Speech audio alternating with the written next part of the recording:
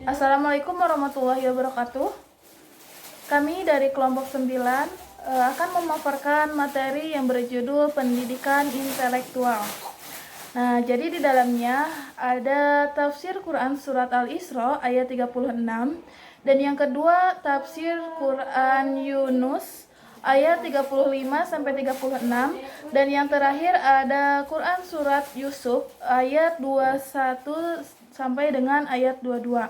Nah, sebelumnya kepada penafsirannya, saya akan membahas mengenai pengertian pendidikan intelektual. Sebelum kepada pendidikan intelektual, saya akan membahas mengenai pendidikan. Baik, pengertian pendidikan yaitu merupakan sekelompok orang yang menurunkan hasil pembelajarannya, baik itu berupa pengalaman, keterampilan, dan pengetahuan, yang mana hasil itu disalurkan kepada generasi-generasi lainnya dengan melalui pembelajaran, pengalaman, pelatihan, dan penelitian. Nah, itu pengertian pendidikan. Nah, selanjutnya kita bahas mengenai pengertian intelektual. Intelektual itu yaitu kemampuan seseorang untuk memperoleh berbagai informasi. Informasi itu dengan cara berpikir ataupun dengan cara berpikir menalar logis ataupun abstrak. Nah, itu pengertian dari pendidikan dan pengertian intelektual. Sekarang kita bahas mengenai pengertian pendidikan intelektual. Oke, pengertian pendidikan intelektual yaitu kemampuan melakukan abstrak, berpikir secara logis, dan berpikir secara cepat, sehingga bisa bergerak dan beradaptasi sesuai situasi atau penyesuaian diri, termasuk kemampuan mental yang kompleks dalam penyesuaian masalah tersebut. Oke, nah itu pengertian dari pendidikan intelektual. Yang selanjutnya penafsiran ayat Al-Quran itu akan membahas mengenai pendidikan intelektual, akan dibahas oleh teman saya sekelompok. Assalamualaikum warahmatullahi wabarakatuh. Kali ini saya akan membahas tentang tafsir dari Quran surat Al-Isra ayat 36 yang berbunyi, wala takfu ma laisa laka bihi ilmun inna sam'a wal basara wal fuada kullu ulaika kan anhu mas'ula. Dan janganlah kamu mengikuti sesuatu yang kamu tidak ketahui, karena pendengaran, penglihatan, dan hati nurani, semua itu akan diminta pertanggungjawabannya.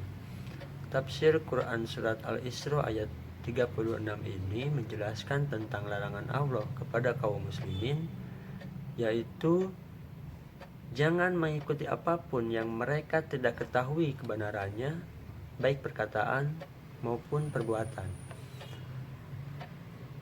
Ada pendapat dari kalangan mufassirin, yaitu orang-orang yang diakui keabsahannya untuk menafsirkan Al-Quran, seperti Ibnu Abbas. Pertama, larangan memberikan kesaksian kecuali apa yang telah diketahui dan dilihat oleh kedua mata, terdengar oleh telinga dengan penuh kesadaran. Sikap intelektual terhadap Al-Quran yaitu menghadapi suatu permasalahan dengan berpikir kritis. Dua, mampu menerima dengan ikhlas suatu kebenaran dari manapun asalnya. Ketiga, mampu menggunakan daya pikir secara maksimal. Di dalam pendidikan harus menggunakan akal dan pikiran kita untuk meminta petunjuk kepada Allah Subhanahu wa Ta'ala, agar penglihatan, pendengaran, dan hati nurani tidak masuk ke dalam kesesatan, akan tetapi masuk ke dalam kebenaran. Jalan yang dipakai itu harus benar-benar mengetahui ketentuan Allah dan Rasul-Nya. Belajar memiliki etika, yang mana etika tersebut yaitu ada dua perkara. Pertama, untuk tidak mengikuti sesuatu yang tidak diketahui kebenarannya. Kedua, sesuatu yang tidak terlihat, terdengar, maupun tidak sesuai dengan suara hati kita, dilarang berbuat dan mengatakan menurut prasangka atau dugaan tanpa ada pengetahuan yang benar-benar nyata. Prasangka tidak bisa dibenarkan ditakutkan akan menyesatkan orang lain, karena semua itu dipertanggungjawabkan oleh Allah Subhanahu wa Ta'ala. Mungkin sekian video kali ini. Wabillahi taufiq wal hidayah. Wassalamualaikum warahmatullahi wabarakatuh. Assalamualaikum warahmatullahi wabarakatuh. Perkenalkan, nama saya Karina Maulidina. Di sini saya akan memaparkan tafsir Quran Surat Yunus ayat 35 dan 36. Kaitannya dengan pendidikan intelektual. Nah, sebelum masuk kepada tafsirnya, saya akan membacakan dulu arti dari Quran Surat Yunus ayat 35 dan 36, yaitu yang berbunyi, katakanlah, apakah di antara sekutumu ada yang membimbing pada kebenaran? Katakanlah, Allah lah yang membimbing pada kebenaran. Maka manakah yang lebih berhak diikuti?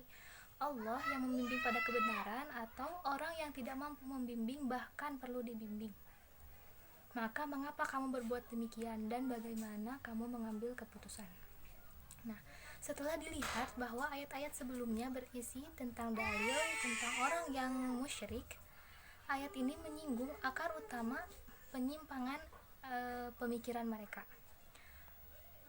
Ayat ini menjelaskan janganlah mengikuti prasangka yang tidak berdasar, karena hal ini tidak lebih hanya sekedar hayalan yang membuat mereka meninggalkan kebenaran. Padahal prasangka dalam berbagai pemikiran yang baik dan akidah tidak ada sama sekali tempat dalam diri mereka. Nah, di sini maka Allah memberikan pilihan kepada kita, jalan hidayah apa yang bisa kita tempuh. Yang pertama, hidayah yang diperoleh dengan naluri dan insting. Yang kedua, hidayah yang diperoleh dari panca indera. Kemudian yang ketiga, hidayah yang diperoleh dari jalan berpikir. Dan yang terakhir, kemauan untuk mencapai kebenaran sehingga memperoleh hidayah taufik. Kemudian di ayat berikutnya, Allah menegaskan bahwa kemusyrikan dan peribadatan selain kepada Allah hanyalah mengikuti semacam dugaan yang lemah belaka. Dan di akhir ayat Allah juga menegaskan bahwa Allah mengetahui apa yang mereka lakukan, yaitu perbuatan yang tidak diketahui kebenarannya tapi mereka melakukannya, dan Allah akan memberikan balasan yang setimpal kepada mereka atas perbuatan mereka. Demikian tafsir Quran Surat Yunus ayat 35 dan 36. Wassalamualaikum warahmatullahi wabarakatuh. Bismillah, Assalamualaikum warahmatullahi wabarakatuh. Untuk selanjutnya, perkenalkan terlebih dahulu, nama saya Munawar Khalidi dari kelompok 9 tafsir 2, akan memberikan paparan tentang tafsir ayat 21 dan 22 dari surat Yusuf, yang artinya, dan orang Mesir yang membelinya berkata kepada istrinya, berikanlah kepadanya tempat dan layanan yang baik. Boleh jadi dia bermanfaat kepada kita atau kita pungut dia sebagai anak. Dan demikian pula lah kami memberikan kedudukan yang baik kepada Yusuf di muka bumi, yaitu Mesir, dan agar kami ajarkan kepadanya tabir mimpi, dan Allah berkuasa terhadapnya, tetapi kebanyakan manusia tiada mengetahui. Dan tatkala dia cukup dewasa, kami berikan kepadanya hikmah dan ilmu. Demikian kami berikan balasan kepada orang-orang yang berbuat baik. Ayat ini menceritakan tentang belas kasihan Allah Subhanahu wa Ta'ala terhadap Nabi Yusuf alaihissalam, dengan kekuasaannya yang menakdirkan seseorang yang berada di Mesir untuk membelinya.